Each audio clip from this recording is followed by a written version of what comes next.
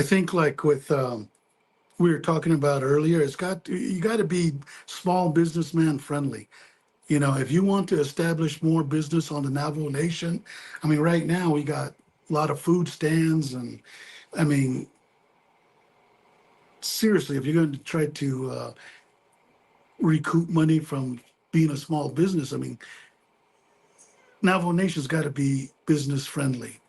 And right now with the economic development, I mean, I don't think that they're oh man, I mean, I got so many issues with economic development and how they proceed and helping the small business, making sure that they get established. You know, there definitely needs to be some kind of help coming from that office. I mean, a year ago today or last week when they had the economic summit, uh, there was a guy named Bob Worsley that was there, and because of this whole Zennihomes stuff, every delegate, all these delegates got a picture with him, the president, and economic development. I don't know where this came from, but all of a sudden they give this guy an award for being such a great guy, and I mean, he hadn't done nothing yet, and yet we're giving him an award. If we could foresee what happened in this fiasco, I mean, this guy don't care. I mean, it's happened time and time again. It's like we have outside interests coming into the Navajo Nation and ripping us off. Everybody's talking about social media. Where's the 24 million? You know, well, that's where it's at. Not only that, but what about the rubber glove company? We had this other person come into the Navajo Nation. As soon as the $30 million hit his bank account, he left the country. How come nobody's crying about that? How come nobody's going after that? How come nobody's reporting those to the feds? And the only reason my office at the time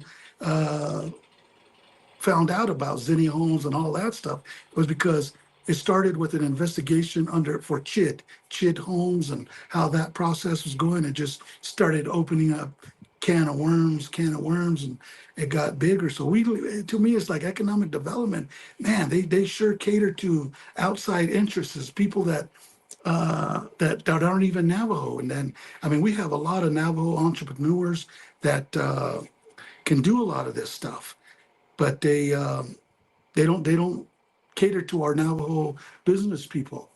I'm sure you said you were a businessman. I'm sure that you were shorthanded and are probably even overlooked for a non-Navajo or outside interest in whatever you do with Navajo Nation economic development. So yeah, I definitely want to look into that office with economic development and maybe create better regulations, better policies on how we help our Navajo Nation people, help our Navajo Nation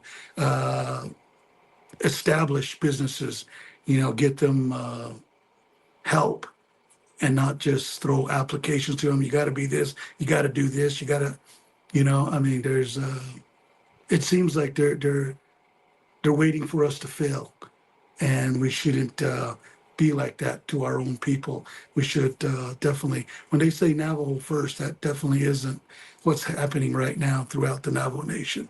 It's not. So through economic development, I do want to look into better policies, better regulations, look under the code that oversees them, and go from there. I mean, we have educated people that should have been doing this already, but because of photo ops or getting a shovel in your hand and getting a picture, that seems like it's more important than actually looking at the structure of what created this office and how it benefits our people.